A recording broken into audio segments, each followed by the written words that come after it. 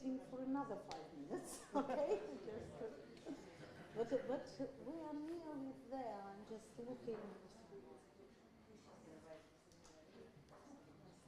There are still people coming. I mean, lots of people come at the very last moment, Sure. which is Especially in London. yeah. Especially since the pandemic, I underestimate how long it takes because in the pandemic, London was empty. Yes. And you got used to it always just taking 20 minutes. Yeah. Not any longer. No, it soon comes back to.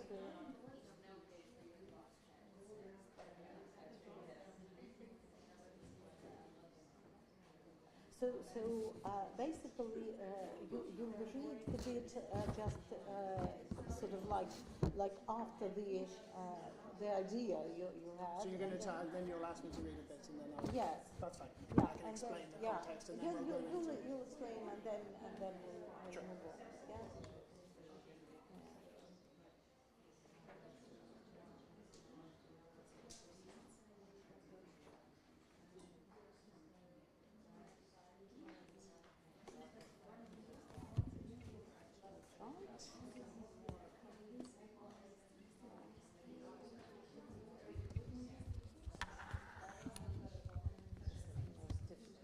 Because everybody seems to be here, but I'll just tell Denise it will take him some time.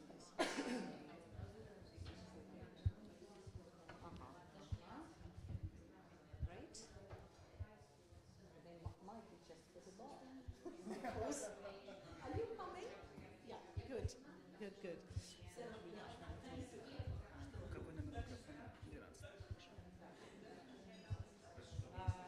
Раз, два, три, раз, два, три. Раз, два, три.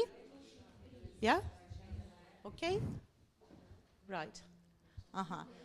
I can see somebody climbing the stairs and somebody here, so very soon they will all be in, I hope. And Denise will do the live streaming thing. You're starting, yeah? Yeah. So.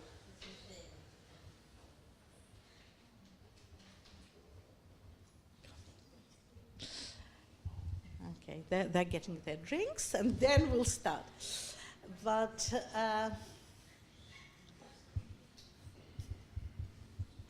and somebody else. Very good. Great. Hooray.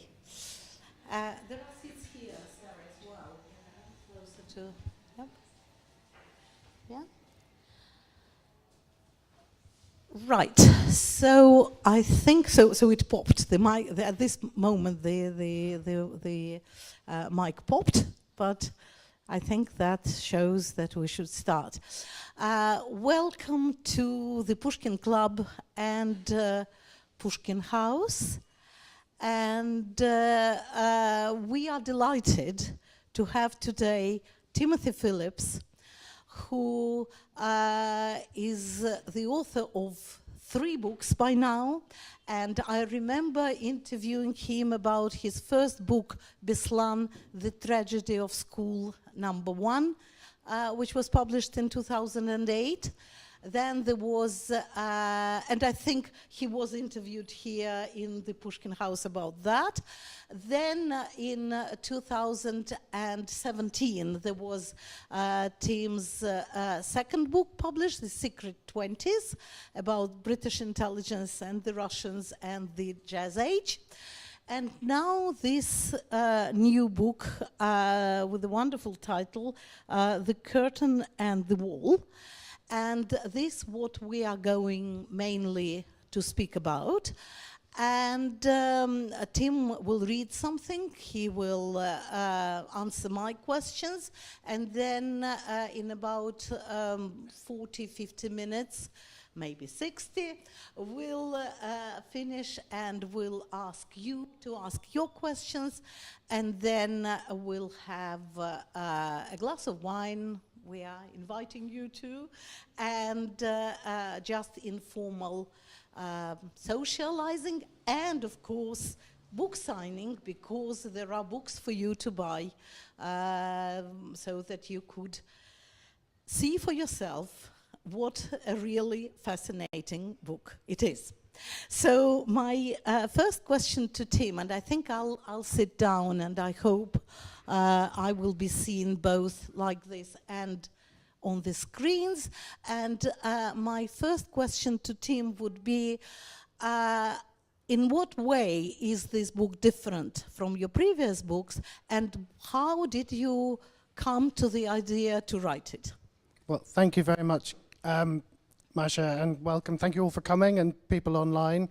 I actually want to begin by saying that there was no St. Valentine's Day in the Soviet Union, and so we are in a St. Valentine's Day free zone this evening. But yes, welcome. How did I come to write this book? In a way, this is the book I always wanted to write, and maybe it takes you 2 books to be allowed to, or give yourself permission to write the book you want to write. A very long time ago, I had a moment of realization when I worked out that the famous Churchill quote that the Iron Curtain ran from Stettin in the Baltic to Trieste in the Adriatic wasn't actually true. I actually discovered later it wasn't true at all, because it never ran through Stettin.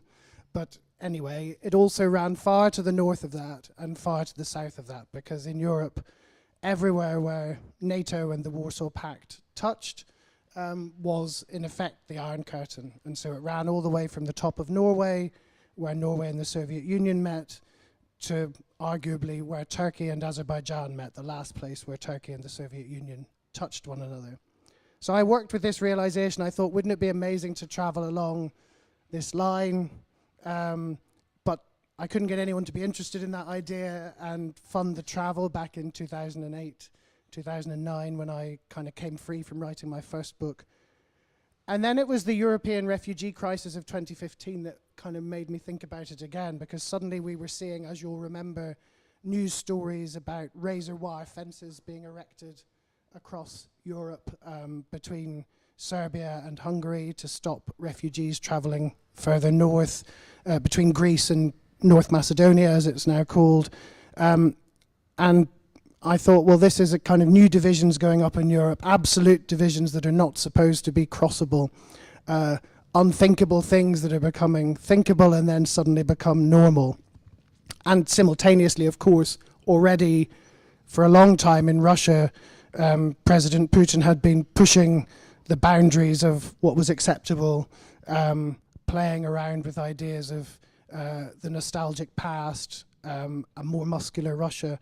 And so I decided, after I finished my last book, to try to launch this idea again, something that would allow me to look at the physical remains of the Iron Curtain, the architecture of the Iron Curtain, which I've always been fascinated by, but also to gather stories from people who lived close to it on both sides, and try and do justice to the complexity and the variety of the Iron Curtain, but also to give a sense of what it meant in terms of a fundamental fact of the second half of the 20th century, that an increasingly large number of people have no personal recollection of or connection to.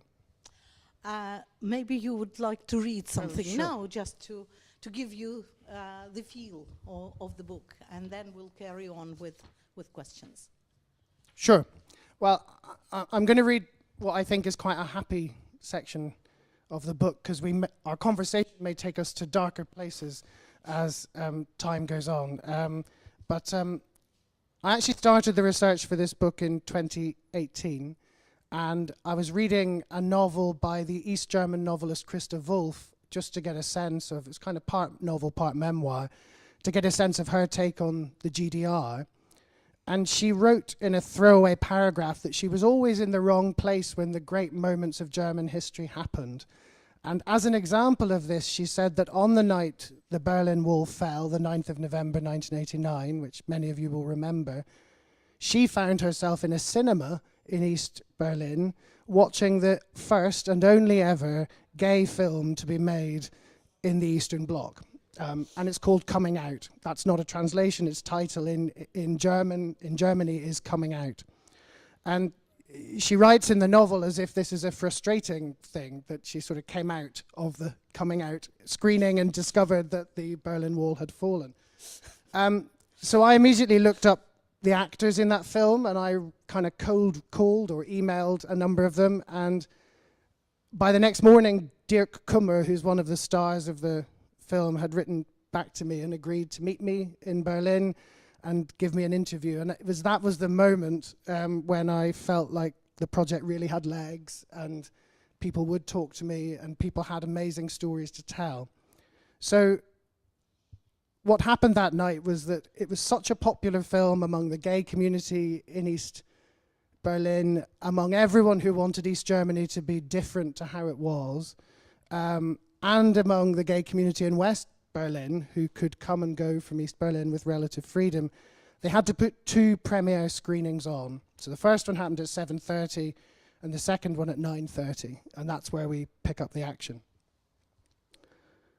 A short time after the start of the second screening, Heiner and Dirk slipped out of the auditorium to smoke and talk in the cinema bar. It pleased them to think of the hundreds of people on the other side of the wall who were now experiencing their creation. For Dirk, still just 23, the night had already seen the fulfillment of many dreams. As they stood talking by the enormous plate glass windows that overlook Karl Marx Allee, they noticed how on one side of the wide Stalinist boulevard, a large number of cars had started to queue up. As in most communist cities, the streets were normally empty by this point on a weeknight. People tended not to hang around in the centre after work. There were few bars and restaurants, and anyway, in recent times, they had had little with which to tempt customers in. Something has happened, Dirk said, but neither of them knew whether it was something good or bad. Dirk suddenly remembered how the film's female lead, Dagmar Mansell, had run into the cinema just before the start of the second screening and muttered something about a decision to open the checkpoints from East to West Berlin. In the rush, he thought he had misheard her, or, as had always been the case in the past, that she was talking about something that might happen in the future, and then only with many restrictive conditions attached. But perhaps these cars were linked to what she had said.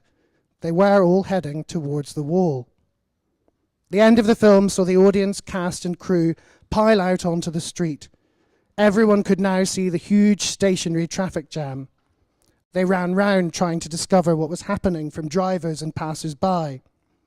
What they learned was that an official regime spokesman had stated on live television just before 7 p.m. that East Germans would be allowed to cross into West Germany without restriction and with immediate effect, including at the crossings in the Berlin Wall. They then heard how the crowds had immediately started gathering along the routes leading to the crossing points, but the crossings had remained closed. We now know that this was because the 7 p.m. announcement had been an error. The new policy was only supposed to come into force the following day, though surely there would have been chaos then too. The atmosphere of anticipation among the crowds steadily turned more militant. Then, at around 11 p.m., just as coming out's second screening was finishing, the commander at the nearest crossing to the cinema at Bornholmerstrasse ordered the gates to be opened. As traffic started to crawl forwards, Dirk, Heiner and others crammed into Dirk's car and joined the jam. They were not heading to the west, but to coming out's after party, which was very close to the Bornholmerstrasse crossing at the Burgfrieden gay bar. Approaching the bar, Dirk's car was hemmed in on all sides. It was completely crowded with cars and people, and I couldn't get across the lanes of traffic to park. I was so frightened we would just be swept into West Berlin, almost by accident. What worried him most was that if they crossed out of the east, they might never be allowed back. Still locked in the norms of the past, Dirk also feared that if it was discovered he had visited, his sister, who had a good job at Interflug, the state airline, would be sacked. The party was strange beyond all imagining. People were dizzy with the success of the film and also with the momentous events going on all around them. After downing a few drinks, a group decided to join the throngs walking up to and through the Bornholmer crossing. One was Charlotte von Malsdorf, a transgender woman who had played a barmaid in the film. Sometime in the early hours, Dirk recalls Charlotte returning with a West Berlin bottle of beer and a newspaper, like the dove that brought the olive leaf to Noah at the end of the flood. You realized in that moment, Dirk says, that this socialist part of Germany was going to end. You knew it It was clear. It was over. Thank you very much. I am now going to say a few words before we carry on with the questions about books and history. Because I remember very well how in 2008, when Edward Lucas wrote his book, The New Cold War, how the Kremlin menaces Russia and the West, the majority of people I knew, and these were people mostly familiar with Russia, were saying, but he is crazy, isn't he? And then in August of the same year, Putin invaded Georgia, and obviously the sales of Lucas's book went up, and Edward was joking all the time that Putin has been helping me. Now, Timothy's book was written before the war. There is an author's note in the book about the war, but the book, the 400 pages of it, were written before the war. And I think it is your blurb, or it's just a general perception, to say that yes, it is a journey along the Iron Curtain and seeing how the Cold War legacy is affecting the people living next to the border. I would say that today we can be less polite, less general, less euphemistic. We can say that this book shows us how ordinary people happen to live next to the monster of the Russian state. As someone who was born in Russia, I have a right to say it, because this is the red line that goes through the book, which is based on fascinating facts, which half of which, or maybe 3/4 of which, I didn't even know about the neighboring countries and enclaves of the former Soviet Union. But it is a book based on human conversations, on human stories, and nearly all of them, although different, they are absolutely fascinating. And I was going to ask Tim to say which stories were mostly striking, or conversations were mostly striking for you, and then maybe you'll show us some of the pictures which are on the screen and which are in the book. Sure. Well, there are so many to choose from, but I know we're going to come back, I think, and talk about Kirkenes in Norway, aren't we, in a little while. So I'm going to flick forward, hopefully find, no, I've gone the wrong way, through my, there we are.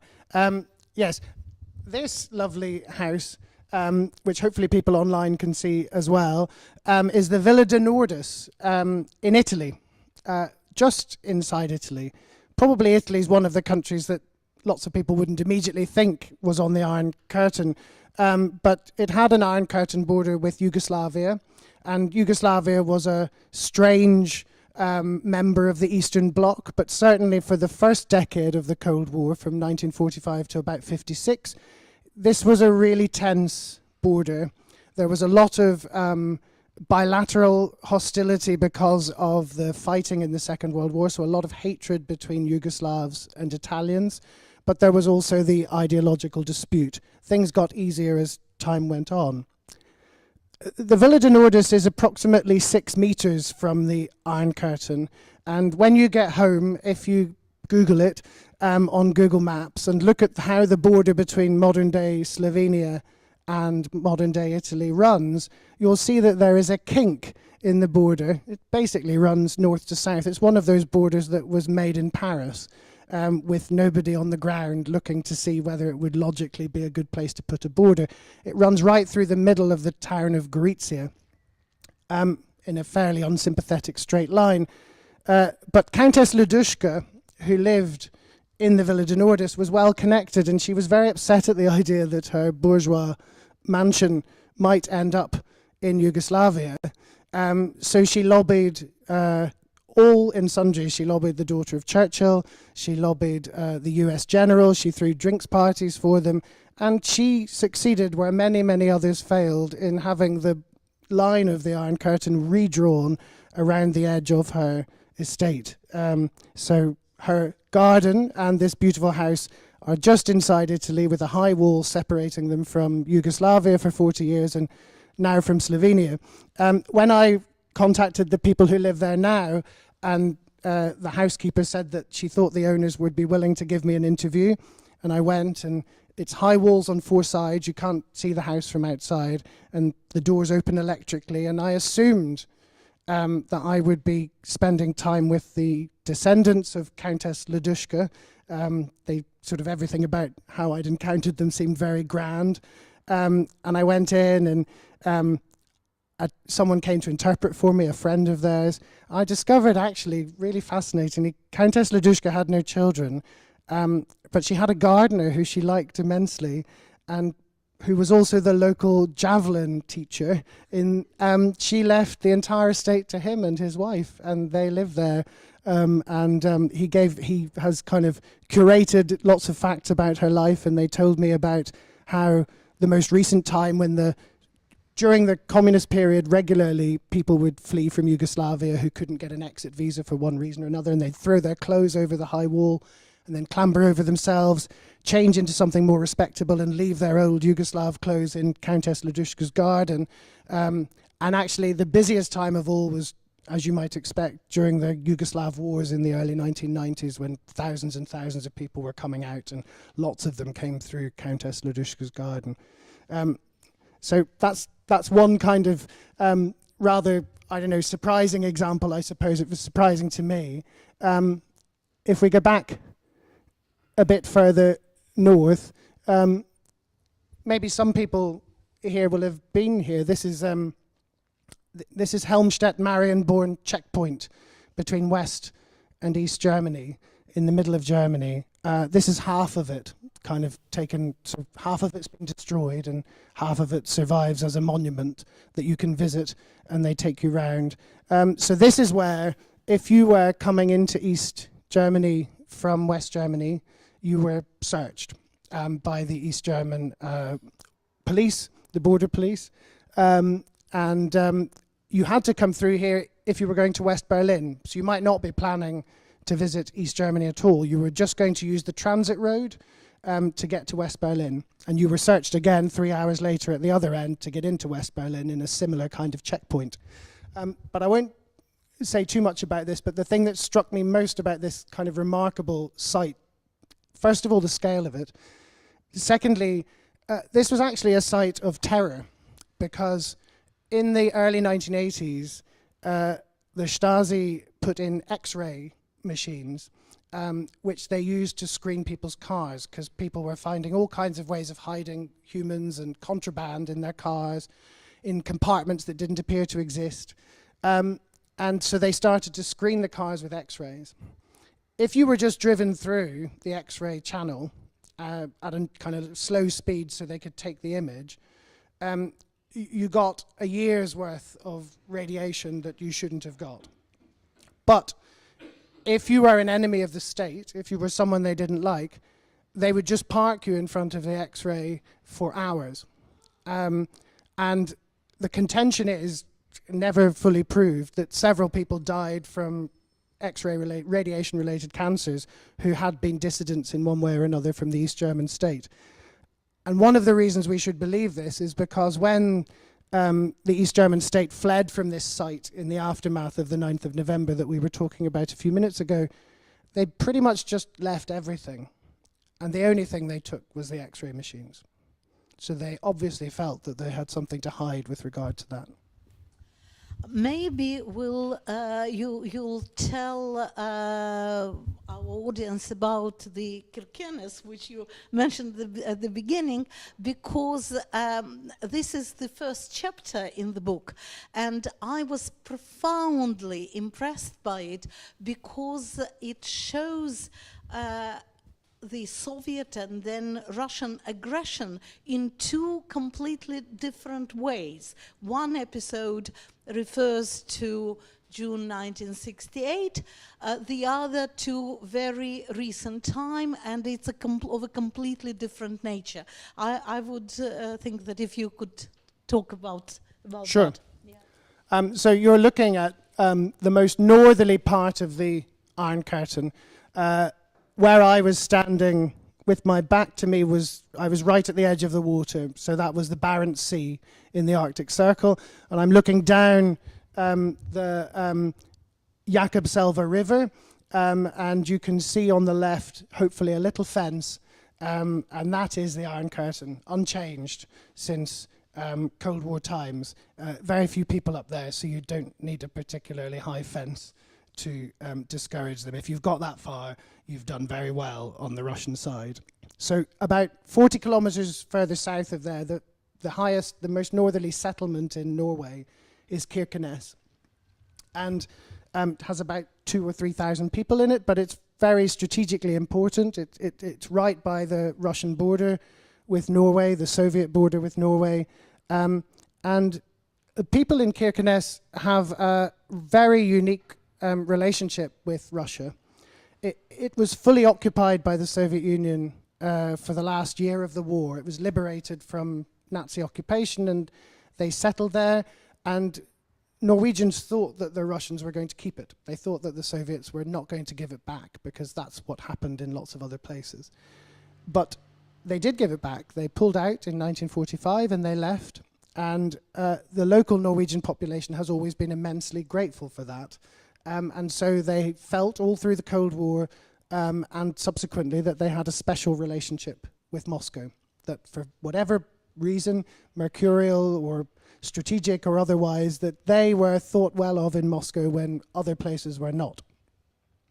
However, this was in fact the only place where NATO had a border with Russia. So NATO had a border with the Soviet Union between Turkey and Georgia, Armenia and Azerbaijan. But in terms of actually the Russian part of the Soviet Union, this was the only place, this stretch of 200 kilometers. So really it was a huge flashpoint potentially. Lots of concentration of military on both sides, particularly the Soviet side, but not much action.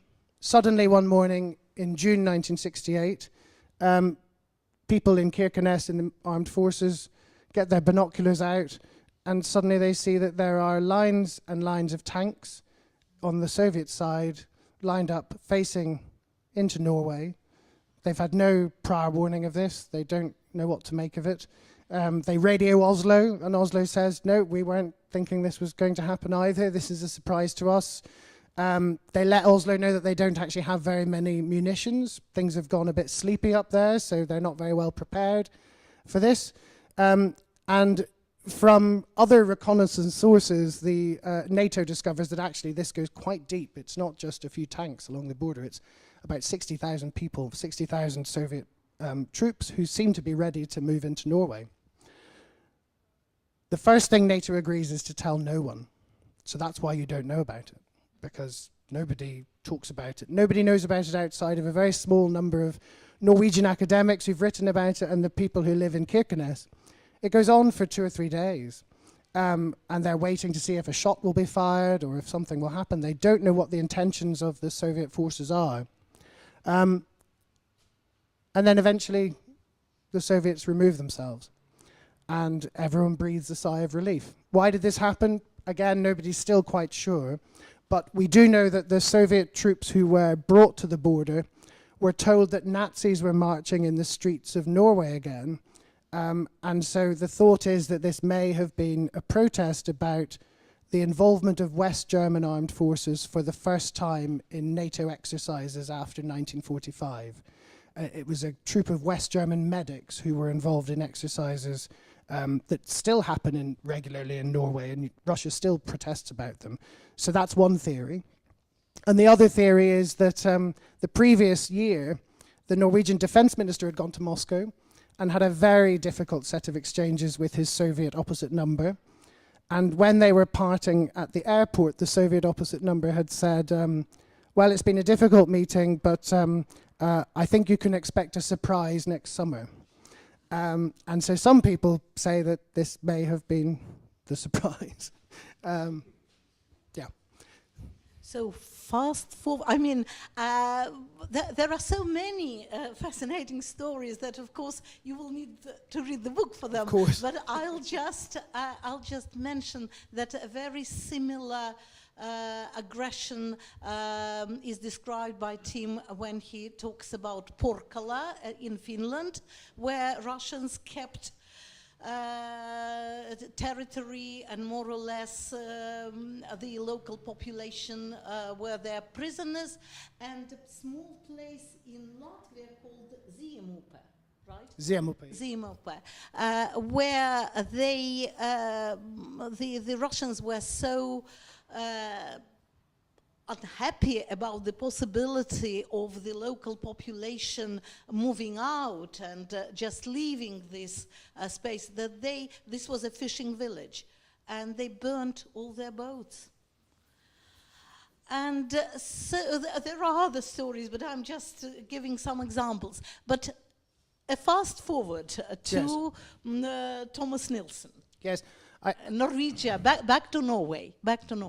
I guess I just in passing say that the story in Porkala in Finland, a little bit of Finland that the Soviets kept for 10 years and then gave back, and the story of Austria, which we may not come on to in detail, they do show a different kind of approach from Moscow under Khrushchev, where Moscow deliberately decides to give back territory that it controls to allow neutral territory to develop in return for it pulling out, partly to save money, partly to de-escalate the global situation.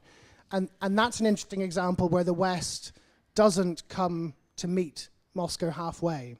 It does partly, but really what Moscow would have liked is a reunified Germany that was neutral, that wasn't in NATO, wasn't in the Eastern Bloc. That's where Khrushchev was probably heading, and the West was not prepared for West Germany to cease to be part of NATO. So I think it's just important to say there is a lot of darkness here when you stare into the Russian political psyche or the Soviet political psyche, but there are also elements of darkness, of light and shade as well. Anyway, we're back in Kirkenes, 40 kilometers from here. Post the fall of the Soviet Union, lots of Russians come over, obviously, to live, to trade, and a man called Thomas Nilsen sets up an independent newspaper which deals with the whole Barents region of Europe. So it's published in English, Russian, and Norwegian online, and it's largely funded by the Norwegian Foreign Ministry as a kind of cultural outreach. And you can go online and read it now, and you should support it because it's an excellent publication. And the Moscow Times takes a lot of its Arctic region stories from the Independent Barents Observer. I met Thomas and he told me what had happened. Funded by the Norwegian Foreign Ministry, but the decision to give that money is taken by a local committee called the Barents Secretariat of local officials, locally elected government leaders. They are very friendly with the Russians, partly for the historical reasons that I've described and partly for business reasons. Thomas starts to report about some of the problems inside Russia, some of the problems of political repression, and he comes under a lot of pressure from the Russian consulate in Kirkenes. He eventually gets made persona non grata inside Russia, and the Russian Foreign Ministry puts pressure on the local Barents Secretariat to take away the Independent Barents Observer's funding, and they do. And they basically try to close it down. And it isn't until he decides to set up separately as a new entity, not dependent on funding, and try and make it on his own, that the newspaper has a successful future. But that was an example of kind of Russian aggression kind of behind closed doors in a time before we knew that Russia was going to get quite so openly aggressive as it has done, or the Russian state has done in the last year or so. You also mentioned, and I liked it very much, that the story of Thomas Nilsson and other similar situations, although none of them went to these extremes of the official Norwegian body obeying the orders of the Russian government, but still, in a way, the situation around it displayed the symptoms, as Tim says, of another evoking another Scandinavian country, namely Stockholm syndrome. That the people being at this close proximity with the Russian state, they think that maybe they would do better if they get friendly with them. So are there any other examples you can think of, or is this the most striking? This is definitely the strongest, and I don't know how the Russian Foreign Ministry thinks about these things, but if you look at some of the specific behaviors that have happened towards Finnmark County, towards Kirkenes, that northernmost bit of Norway, you can see that this Stockholm syndrome, as you describe it, is well understood in Moscow, and that Moscow tries to perpetuate it. So, for instance, when I was there, a spy story was underway where a Norwegian border guard had been caught basically as a courier of documents from Moscow to Oslo. He was in his 60s, he was arrested in Moscow, and he was sentenced, I think, to 14 years in prison. And he was a local from Kirkenes. The people I met and talked to in Kirkenes, about half of them said it was appalling that the Norwegian government had used this man in this way. Not appalling that the Russians had arrested him or sentenced him to 14 years in prison for being a courier. And they also said their only hope now was Sergei Lavrov, that he would intervene on behalf of Frode Berg, that's his name. The story's in the book. So I was kind of thinking, my goodness, this really is an example of Stockholm syndrome. So you're hoping the jailer will be the savior of the person you want released from jail. By the time I was writing the book in the pandemic, sitting on my bed in my spare room, that was indeed what Sergei Lavrov did. They released him. But they exchanged him. In an exchange, but interestingly, the exchange was 2 Lithuanians and a Norwegian from Kirkenes for 2 Russians. So it seemed to me, although we can't necessarily place a price, a capitation rate on each of those 3 individuals, it did seem to me that perhaps Frode Berg, the Norwegian, was indeed above and beyond, and was an example of Moscow understanding that it had a useful relationship with this part of Norway, that people thought well of it, and when there was no need to make them think badly of it, why bother? Why not keep in their good books? You don't think that the Lithuanians could have put some pressure on them? Yeah, no, I'm sure there was lots of complexity behind the scenes, but it just surprised me because my kind of natural reaction was, oh gosh, you'll be waiting a long time if you're waiting for Sergei Lavrov to pull his finger out and help you, but actually that is what happened. Frode Berg is back living in Kirkenes, living out his retirement. So you asked me, very briefly, are there any other examples? The closest example, which is not the same, is Finland.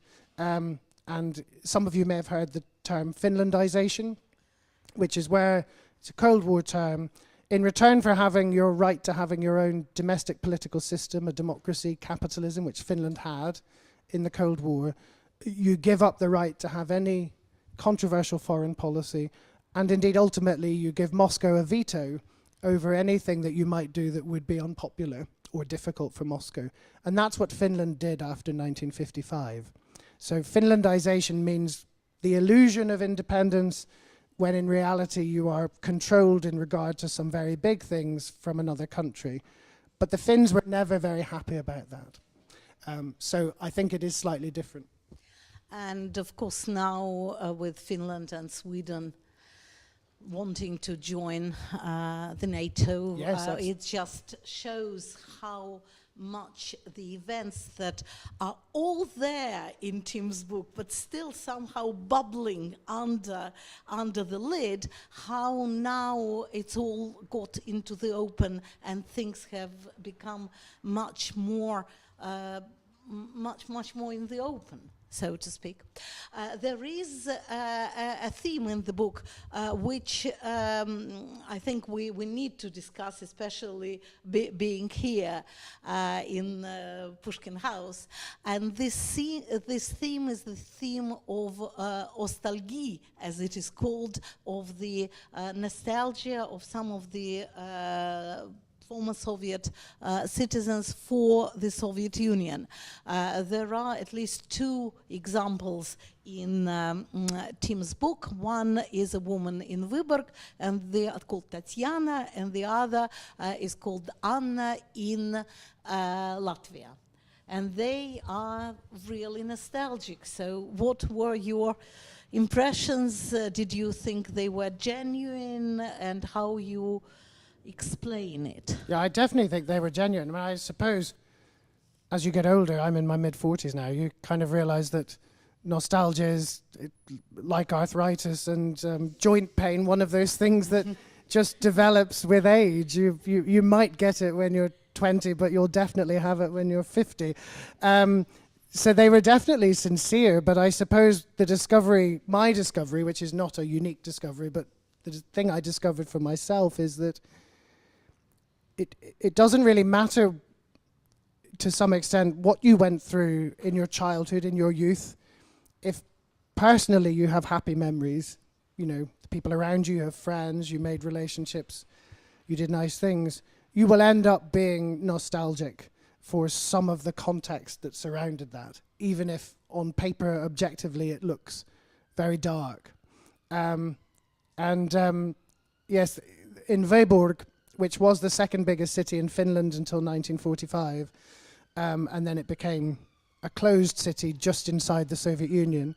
In Vyborg, I climbed the tower of the Swedish castle, and as I emerged with slightly shaky legs after climbing it, getting back down to the bottom on these rather rickety stairs, the room guard who was sitting there greeted me, and sort of, I think she saw I was a bit kind of, I don't know, windswept, and she said, "Are you all right?" And I said, "Yes." And she said, "What did you see up there?" And I said, "I wondered if I could see Finland or if I couldn't." And she was talking, and then I said, I asked her, "So do you remember Vyborg when it was a closed city?" And she says, "Oh, yes, of course, it was so clean. It was so tidy." The mayor walked the gardens and made sure that all of the plants were facing upwards in the plant pots. I'm not making this up. And it was better when it was closed. That's the literal sentence.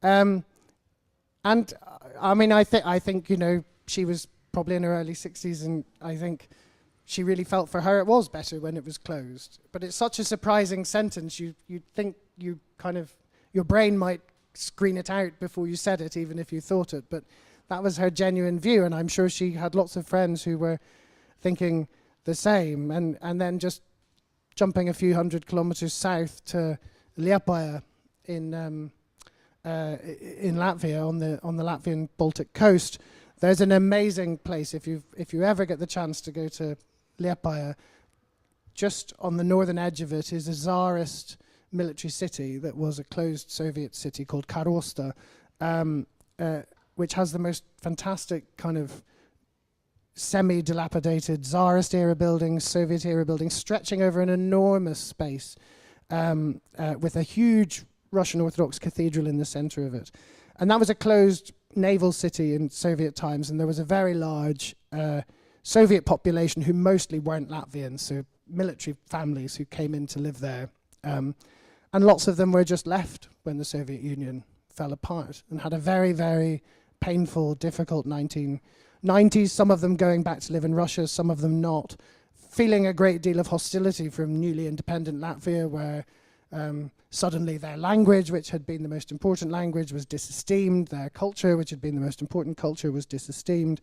I was walking around the cathedral, where some rather unsympathetic garages have been built, just within view of the nice onion domes, and I saw this man hacking bits of chairs to bits, and a woman, both in their 60s, carrying more chairs out of the garage for him to hack to bits. And so I wandered over and said, can I ask you some questions? And he was very suspicious. He was, don't talk to her. Don't talk to him, he said to her. Don't talk to him. And the woman said, no, I'm going to talk to him. And she took one of the chairs that would subsequently be chopped up and sat down on it and gave me another chair, and we chatted. So she said lots of things. She went on to say some homophobic things, some racist things, some things that I think are kind of naive. But she also said some things that really communicated to me why you might feel nostalgic. Her phrase wasn't, it was better when it was closed. Her phrase was, those were kinder times. And I think in terms of kind of the rat race of capitalism, ever-growing inequality, in economic terms, both in Russia and all the former countries of the Eastern Bloc are more unequal now than they were before 1989. And for lots of people who end up on the wrong side of that equation, that is a kind of determining fact of how they view life. The story she told me that I thought I would feel nostalgic about was back when she was a child in the 1950s, somewhere in Siberia, I think, in Omsk maybe, I can't remember now, it's in the book. They lived in a kommunalka, in a communal apartment, and all the men worked in the factory, and the women worked as well, but the women, of course, were also expected to do all the cooking, but there wouldn't be time in the week to do the cooking. So on a Sunday, they would make pelmeni together. They would all pool their resources, buy meat, buy mushrooms, make dough, and make pelmeni. And the job of Anna as a little girl was to run with the pelmeni and throw them over the balcony into the snow to freeze them, and then go and gather them up, and then they would be ready for the week. And I did think, well, I mean, if you used to throw your pelmeni over the balcony, I had her on the 9th floor, she was probably just on the 1st floor, and then go and pick them up. I thought that is the kind of thing you would remember with some warmth. This is fun, obviously. I have another question, maybe our last one, but before that, I also wanted to share my my memory of my childhood, and it's related to Vyborg. Because we went from Leningrad, where I lived, usually to the area which had been Finland before the war, and then they became Russia, and some of these names are well known, like Komarova, Zelenogorsk, and all that. And at one point, it probably became possible, that was in the 70s. My parents said that we could go as far as Vyborg, because previously we were not allowed there, I suppose. And there, in one of the little shops, I saw red tights. Tights were a rarity, even if they were black or brown. They were not sold in the shops at that time, in the 70s. And these were red ties. So it was something absolutely extraordinary. They cost a lot by then. I think they cost maybe 25 rubles. You know, it was an incredible, incredible price. And my parents did buy them for me. And for maybe a year or two, till they completely were torn, I was sort of showing off in my red tights. So that's my main memory of Vyborg, when it was opening up. But I wanted to ask you, Tim, about your childhood and how your life in Northern Ireland somehow prepared you to the tensions that occur between communities who live close to each other, but not quite, but are not quite close-knit, so to speak. Yeah. Just as I do, this is a picture of Liepaja, where I was telling you about Anna, who I met near the Russian Orthodox Cathedral. This is Liepaja on Victory Day 2019. And just the reason to point this out is because I went there to take the picture because it was a kind of proof of division. There were no Latvians there. There were only 2 Latvian police officers who were kind of maintaining order. They didn't need to. And these were all Russian speakers.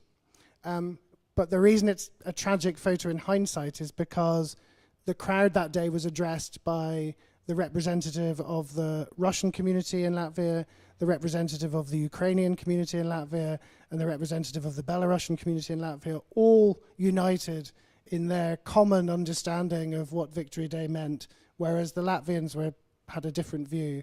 And when I look at this photo, it really, to me, it's a kind of sign of how things just have suddenly changed, because the Ukrainians obviously no longer would be welcome there, or maybe they would in Latvia, maybe the Russians wouldn't, but kind of that unity has totally changed. And how brainwashed they were. Yeah.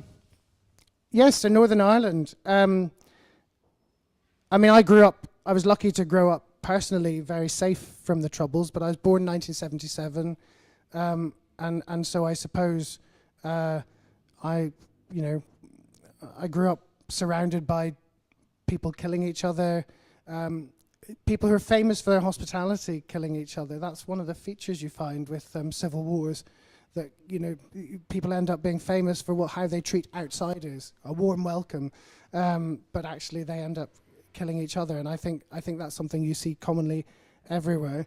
I think I've always had an understanding of how good people can hold really bleak opinions about other people they live close to, how they can be in close proximity to people they work with from other communities, from different faiths, different ethnic groups, different language groups, and kind of you can muddle through at work, you might even be friendly at work, but somewhere deep down you harbour a very negative opinion of someone else, and then suddenly it can spring out into violence. And in effect, that is what happened in Northern Ireland kind of after 1968-69. No one would have said things were perfect before that, but then it spiraled into violence, which lasted for 35 years. And one of the features of Northern Ireland, which one might have said was true of Putin's impact in the world prior to the 24th of February last year, was that the bad behavior of one community against another and vice versa was at a sufficiently low level, and the number of deaths were sufficiently low that even though lots of people's lives were being destroyed, you could still get on and have a normal life if you weren't affected by it. And then that may have been one of the reasons that it was allowed to continue for so long. I think things have changed with regard to Russia in the last year that make that less true. But yeah, so I did want to understand. I suppose I've always been interested in division, in how neighbours can become very suspicious of one another. And certainly my first book about Beslan, that was one of the things that really informed that book, that as well as the kind of geopolitical things that were going on, there were also two communities that largely hated each other, and although they lived side by side, they really didn't understand one another. So it's interesting to me, thinking about the Iron Curtain, that in so many places where it came down, we have had broadly positive results. We have had understanding. We have had the building of ties. London is a great example of that in lots of ways. London has played host to so many people who've come from Eastern Europe to build new lives, to meet other people from Eastern Europe, not just some cultural exchange with British people. But then, on the other hand, you can have these long simmering tensions that are just below the surface waiting to bubble through again. Well, thank you very much. And I think we're opening up for questions. So I'm sure you will have plenty. And there is one more mic, and you can give it to Roland, maybe? Yeah. Hi there. So, Yeah. Okay. shall I start? Yeah. So, the full-scale invasion of Ukraine was launched on this spurious pretext of anti-fascism, but the language of anti-fascism also appeared in connection with the Iron Curtain, which was described as an anti-fascist protection barrier. So there was, a partly spurious anti-fascism at that time, which I guess alluded to certain figures from the Third Reich disappearing into the woodwork in Germany and probably exaggerating that to a great extent. Could you tell us a bit about that? Yeah, it's a really good question.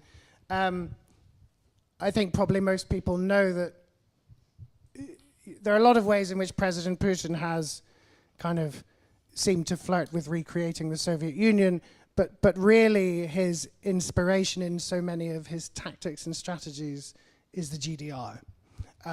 Where he was based, when the wall fell in 1989, where he saw Moscow's humiliation. I think if you look at the way that, so there was only one political party in the Soviet Union, the Communist Party, but in East Germany there were loads of political parties. You could vote for lots of political parties, it's just that they all backed the ruling party and they never voted against it. And that's what Putin created in his fictitious democracy. So I think the way that he uses the language of fascism is exactly borrowed from his time in the GDR. So the anti-fascist protection barrier, the Berlin Wall and the Iron Curtain, which interestingly were designed physically so that to stop people getting out rather than in, but anyway, the anti-fascist protection barrier was the euphemism by which the East German state referred to the Iron Curtain. And yeah, I think probably what's changed in 2022, 2023 is you don't even have the factoids that his kind of claim that Ukraine is fascist cling to are so tiny now compared to even what the East German state was clinging to in the 1960s and 70s, where if you go to the Topography of Terror Museum in Berlin, which some of you may have gone to, there is a part of the exhibition which looks at how East Germany and West Germany dealt with Nazi war criminals. And it is pretty clear that certainly up until the 1970s, East Germany was much more hot on finding and convicting Nazi war criminals than West Germany was. But anyway, yes, so I think it is a really big touchstone for him. Thanks. There was a question here, I think. Yeah, please. Wait a minute. Yeah. Mm-hmm. Actually, I'm just curious how long all your research for the book took, and also, did you encounter any hostility from anyone when you're asking people to open up with their opinions or their stories? Just curious about that. Yeah, so I was a very lucky lad with the research. I left in mid-March 2019 and I travelled to Oslo and then on to Kirkenes and made the whole journey by the middle of July 2019, so in one go. I then had kind of mop-up visits back to some places to interview people and see some things I hadn't been able to see. And then the pandemic Iron Curtain came down in March 2020, and now I know what it takes to make me hit a deadline, because that's being sequestered in your spare room with no possible distraction other than occasional walk for groceries and Netflix did mean that this is the only book I've ever delivered on time. So I need the sweet spot of unrestricted travel just before the pandemic and then unrestricted time to write during the pandemic. Any hostility? Well, yes, but not. Two examples. I approached a number of former Stasi agents to ask if they would speak to me, either on condition of anonymity or named, about the experience of being a Stasi agent or collaborator or officer. Nobody would. And some of the replies I got were, and that's not strange, there are lots of people who've worked in this area, and it's really only a very small number who've succeeded in talking about it. I guess it's a kind of self-protection mechanism, I think, for those people. Either because they remain loyal or because they sort of sense the shame that people are throwing at them. And then the other example, which is not really hostility, but it was kind of an awkward exchange. If you read the book, you'll see that there was a groundbreaking Soviet documentary made in Riga in the mid-1980s, just at the start of Glasnost, where basically a brilliant young film director follows people at a pop concert in Riga, a rare pop concert, and then he goes and tracks them down in their schools and institutes and polytechnics, and he takes interviews from them about what they think about the Soviet Union. It's called Is It Easy to Be Young? Absolutely amazing film. So I found this guy who basically looks like the perfect Soviet child. everyone else looks a bit dissolute and kind of punk or punky. He looks perfect, and then he's interviewed, and he says, "No, I don't believe in it either. I want to be rich." And so I tracked him down, and when I met him, he was the head of the Latvian telecom company. So he had succeeded beyond measure, but he turned out to be very kind of taciturn and sort of guarded, as you would expect, I guess, a chief executive of a national telecom company to be. He was subsequently arrested for embezzlement. So and the charges were later dropped. Please, more questions? Yes, over there. Thank you. Given all your experiences, and you're obviously sort of this knowledge, and something that comes through very clearly in the way you talk is about this sort of the Iron Curtain, sort of having a culture and an understanding that maybe we don't perceive, and the bipolarity of the argument at the moment between the Russians and the West. Do you get frustrated, or do you have advice to give to Western leaders about to handle this? It's a good question. I think the bipolarity is just a fact. So I get frustrated when, in the last year, people overemphasize the extent to which the West might have goaded Russia into doing this, doing what it's doing currently in Ukraine, blowing people up, destroying towns, killing people. I get frustrated because I think it's not factually true, even if there are certain things that the West may have done at times that could be legitimately taken as provocative. But the reason it frustrates me is because President Putin has systematically set out during his 2 decades in power to make Russia immune from what the West says, to make Russia, it's not relevant. And so the idea, therefore, in that context, that somehow we have caused the bipolarity, we are mainly the cause of the bipolarity that you describe, does frustrate me. Do I have advice? No. I mean, I guess like everyone here, you're all at an event about the Cold War, East and West.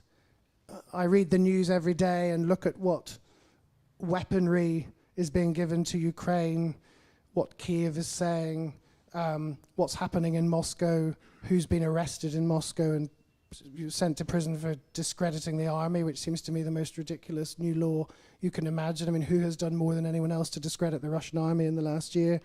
I'm constantly trying to think, are we deepening the conflict by what we're doing? Or are we legitimately assisting? Or should we actually be doing more? When will this end? We were talking before we began. Is there a breathing space created if President Putin ceases to exist? Or actually are we learning with every day that the ranks of people behind him are more frightening? I think it's sadly the situation is not an essay question. It's just the complicated reality that we live in and that Ukrainians live in and Russians live in, and we probably won't know. One of the things I think my research and the book shows is we probably won't know if the things we did with good intentions will work or if something else will cause the conflict to burn out. One of the things that really worries me that I don't think gets talked about enough, and I'm happy to be proved wrong, is that I think there, in the FSB, KGB, GRU mindset that controls the Kremlin, I think there is a 70-year grievance that the only country with a nuclear weapon that has been able to use it is America.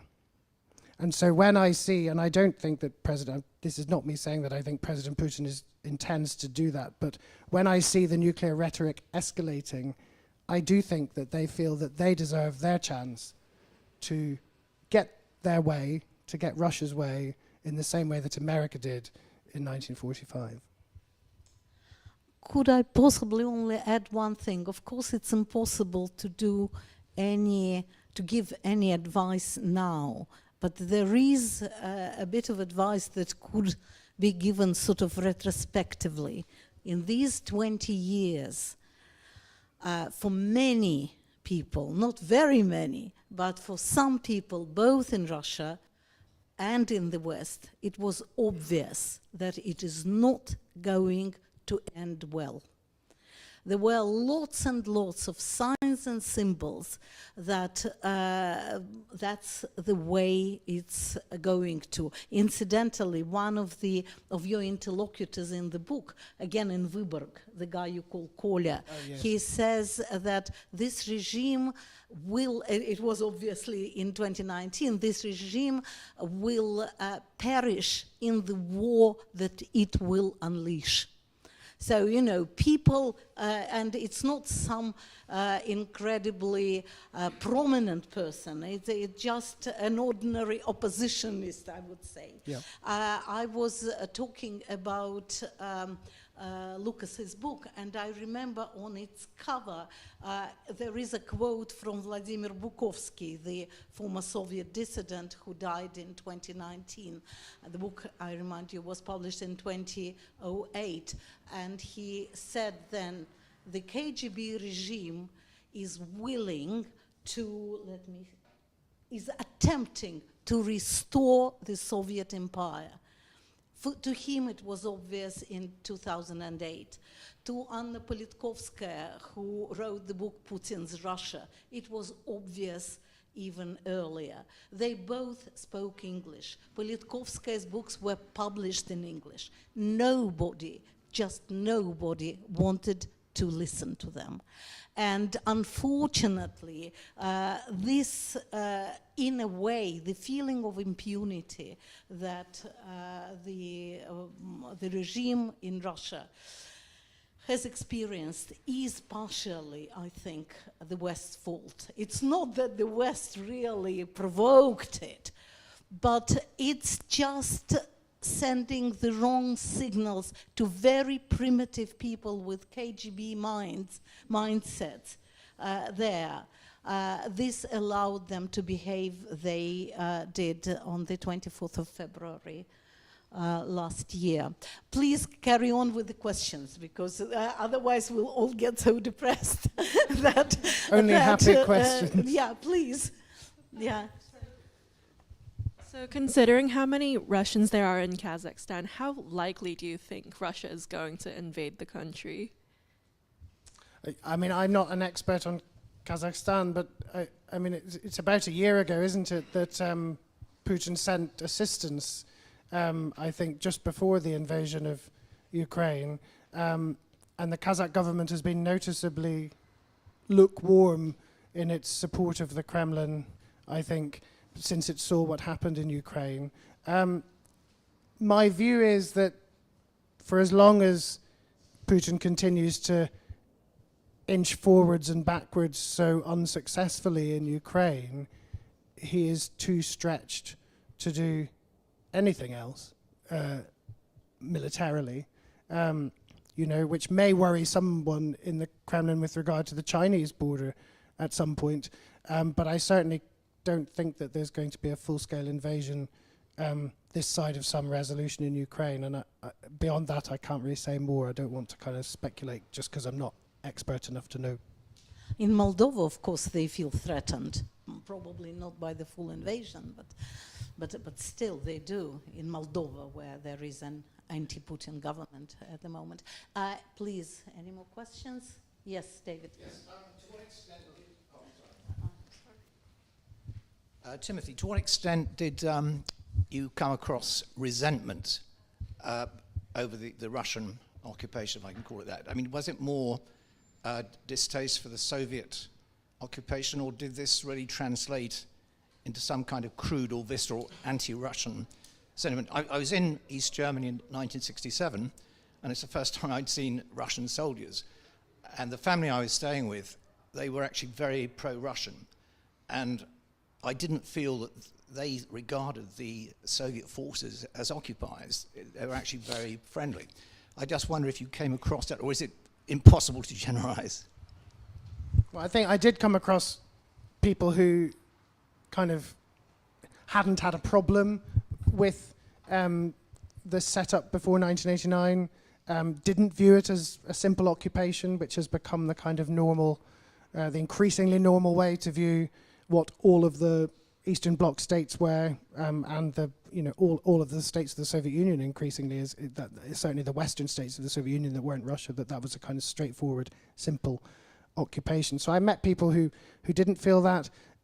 The main thing I found in former East Germany when I talked to people was that the Russian troops, the thousands of Russian troops, Soviet troops who were based in East Germany, they were actually banned from speaking to East Germans. They were banned from leaving their barracks, apart from very, very occasionally. When they did, they weren't allowed to speak to them. By the 1980s, by the late 1980s, so around the time of kind of glasnost and perestroika, when East Germans were actually envious of the Soviet population because the East German government was considerably more hardline than Gorbachev. But the reality on the ground was that the terrible provisioning of Soviet army forces, and so when they came out of their barracks to go for a walk on a Sunday, they were begging cigarettes off people, begging food off people, and so people had sort of complicated memories, those who remembered it. And then you met other people who really just couldn't stand the whole thing, definitely. Particularly, I think, in Czechoslovakia and Hungary, which had had the two violent experiences of being re-invaded by Soviet troops in order to have the communist regimes reimposed in 1956 and 1968. Any more questions, please? Yes. It's perhaps not a very sensible question in the context, but given what we know about the history of the Soviet Union, its collapse and so on, but in your recent tour of this area and talking to people who obviously are not preoccupied, but to whom Russia is a very, very important factor in their calculations, is there any vestige of ideology left? Did anybody, when you talk to them, ever speak as if Marxism, Leninism was any kind of factor in their thinking?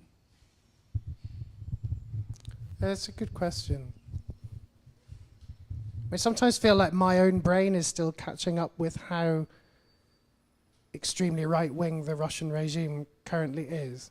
So I find it easier to remember that that there are elements of them trying to reimpose the Soviet settlement, that kind of, than to remember that they're doing this through a kind of mood music of fascism, which is also true. It's not. I'm not questioning it's true. It's just that I find it hard to kind of catch up with that bit, and I feel like I was probably slow to realise that, why is Nigel Farage, why is Marine Le Pen, why are they, 10 years ago, why are they attracted, why is the right attracted to what's going on in Moscow? It's because they understand that, and I'm not saying that they're fascist, I'm not saying that Farage is fascist either, but it's because they understand and see something.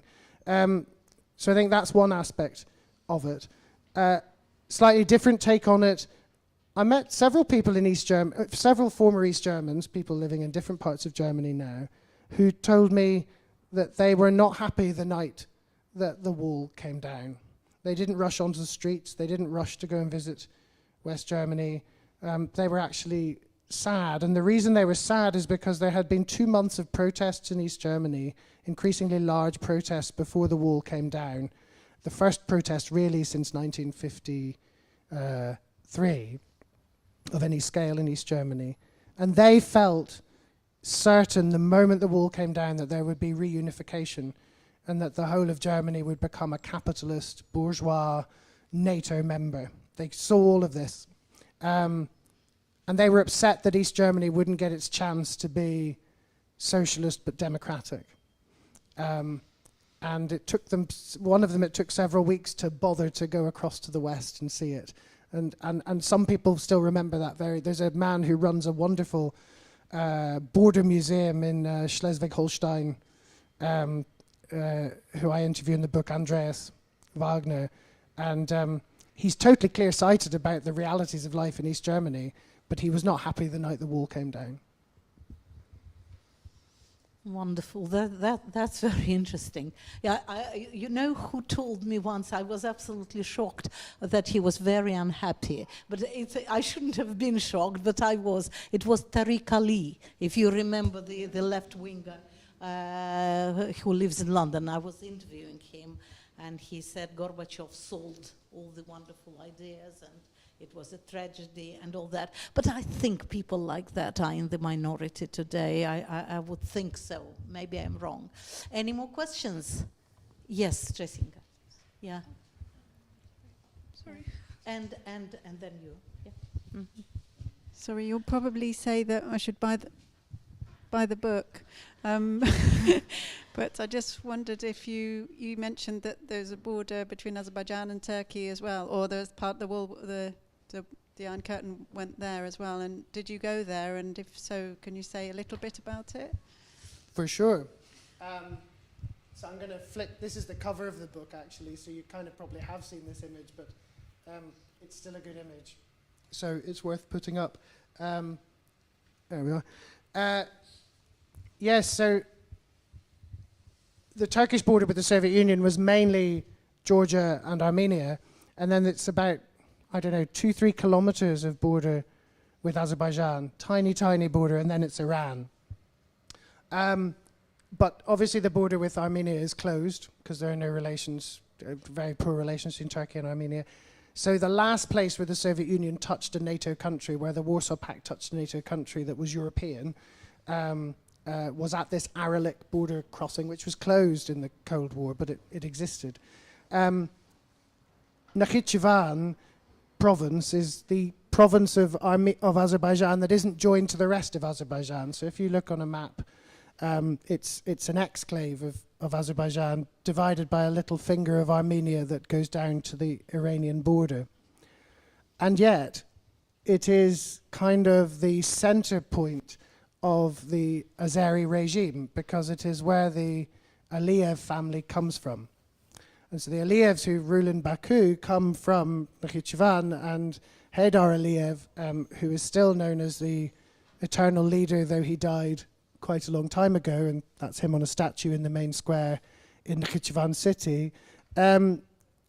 He ruled Nakhchivan for a period. He had a period heading up BAM, the Baikal-Amur railway project, which most people would think of as a disaster. It really was a kind of white elephant to end all white elephants, but they're very proud of it in the museums dedicated to him in Nakhchivan city. It's a very strange place. It's absolutely spotless. There's no enterprise. There are no markets like you might expect to see in a Middle Eastern city. If you have a public sector job, part of your job is to sweep the streets outside your offices. Nobody would talk to me. Hardly anybody would talk to me. I had to meet someone in a bathhouse under condition of anonymity. It is not. It's not at all like the rest of Azerbaijan.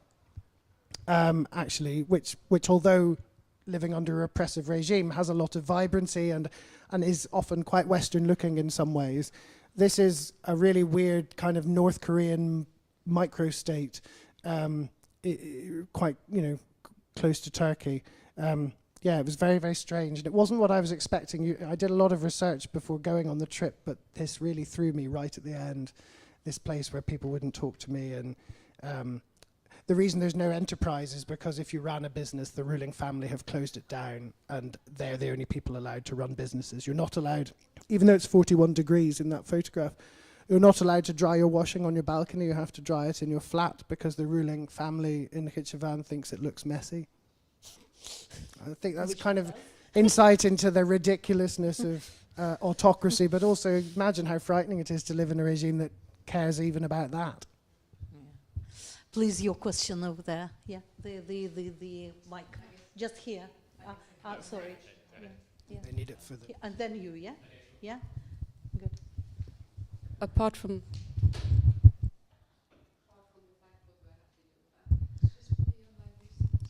Okay.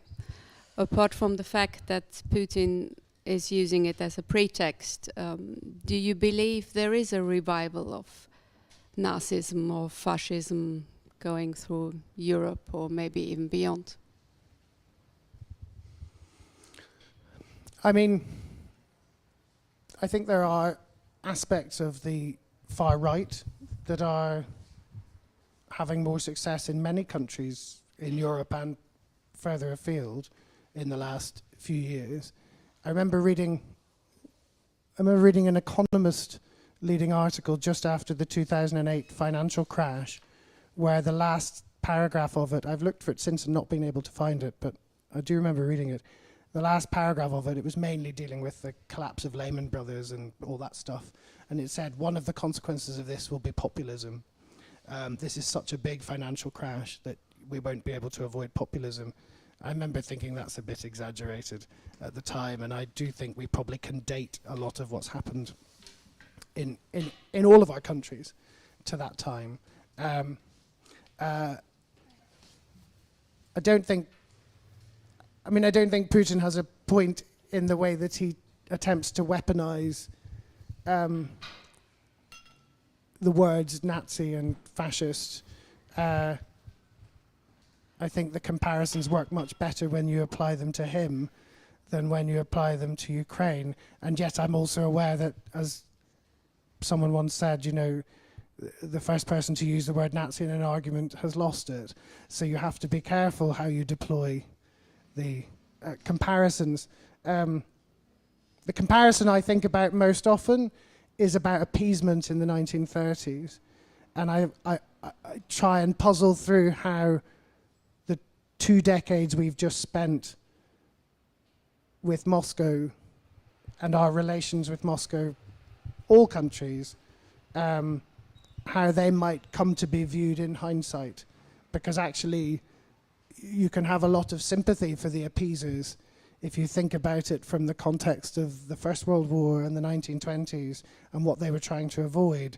But it's hard to have much sympathy when you look back through the prism of the Second World War. So that, for me, that's one of the things I think it might be productive to think about, not how Nazi is Moscow or how Nazi or fascist is Ukraine, not very, in my view, the second one, but how have we repeated aspects of our history that we were taught to be ashamed of. Thanks. You wanted to ask a question, didn't you? Yeah. Thank you. This isn't on, but I'll deal with it. I couldn't help but smile when you mentioned about people not being able to dry their washing for fear of it looking ugly. The same is true, of course, in London. My question is one for which you may need, I fear, a crystal ball. I don't know whether you brought one with you, but how do you see this ending? Does Putin get taken out internally? Is it apathy among Russian mothers which draws the war to a close, or is it something else entirely? What do you think? Yeah, I don't have a crystal ball. I don't know how it ends. I think, Masha, you brought up the guy I talked to in Weilburg who said that perhaps what will dislodge Putin is his arrogance in going into some war that is too much for Russian people to bear. And I had written all those words before February the 24th last year. And I was genuinely hopeful in the aftermath, as I think quite a lot of people were, that if this is going to happen at this scale and then be this unsuccessful, that Russians inside Russia in large numbers will not put up with it. That has not proved to be true. Russians in large numbers, for reasons both defensible and indefensible inside Russia, are putting up with it. So, although I think ultimately it will be his undoing, or the undoing of the Russian regime in its current form, one of the things I might have hoped for has not happened. Something this bad, this close to home, with people who until 13 months ago most Russians thought of as a brotherly nation, is possible at scale for over a year, and you can tamp down on protest enough and frighten people enough and persuade people enough and tempt people enough to keep the show on the road. That's quite shocking.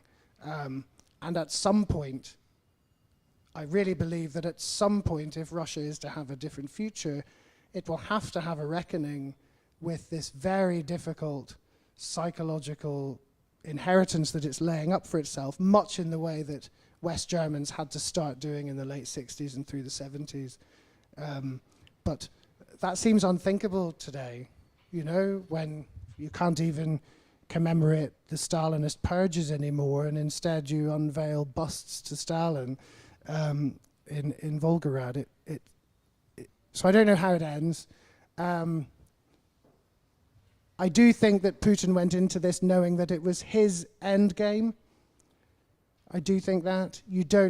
There aren't many Russian men who live to be 69, which is what age he was when he started the war. I think he knows that this hand of poker that he's continuing to play at the moment is his last hand, whatever happens. Well, I think we'll thank Timothy now on this rather grim note. Thank you. Thank you very much. I think it was fascinating. Thank you for coming. Denise, what do we have to do to buy books? Go downstairs. So you have to go downstairs if you want to buy a book and come back, and Timothy will sign it. And meanwhile, we will be having some wine and just chat. And I'll quickly tell you that in 2 weeks' time, on the 28th of March, we're having a Russian-born authoress from America, Yelena Limberskaya, who will be talking about her book written in English with her mother about their Soviet experience. It's called A Drop of Ink in the Downpour, something like that, quite interesting. And then on the 14th of March, we are planning to have 2 wonderful women. One of them, Svetlana Ganushkina, a well-known human rights activist who is in her early 80s now, and another called Tatiana Sokolova. She is a midwife, used to be a midwife in Mariupol. So they both are winners of Anna Politkovskaya's award that is annually awarded to women who are involved in wars by the organization called RAW in War, Reach All Women in War. So please do come to both of these events. And let's thank Tim once again.